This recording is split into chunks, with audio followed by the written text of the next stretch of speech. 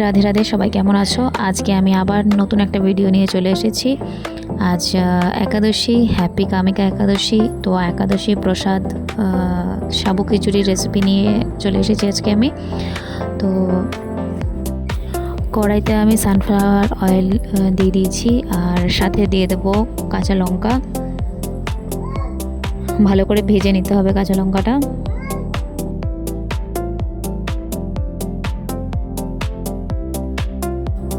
একাদশীতে খাওয়া যায় এমন এমন কিছু সবজি আমি নিয়ে নিয়েছি, যেমন কুমড়ো, মিষ্টি আলু আর এমনি আলু। তো এগুলোকে আমি ভালো করে ভেজে নেব, আর এর মধ্যে দেব আমি রক সল্ট, সন্ধক লবণ যেটাকে বলে, সেটা দিয়ে ভালো করে সবজিটাকে আমি একদম সেদ্ধ হয়ে যাবে এরকমভাবে সুন্দর করে ফ্রাই করে নেব।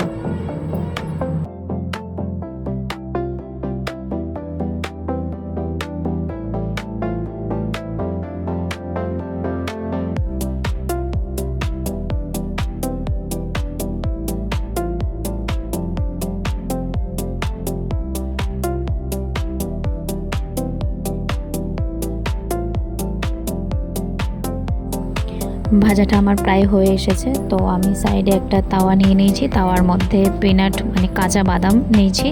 কাঁচা বাদামটা ভালো করে ভেজে নিতে হবে সুন্দর করে। তো আমি এখন বাদামটা ভেজে নিচ্ছি।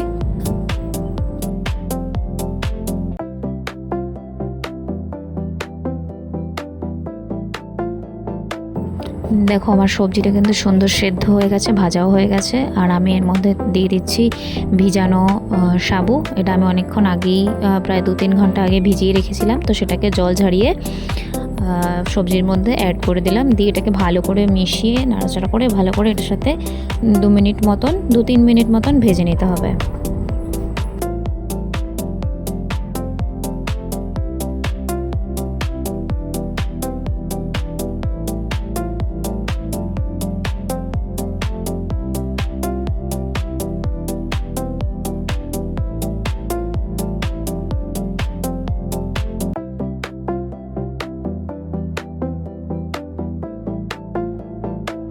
আমার কিন্তু রান্নাটা হয়ে গেছে।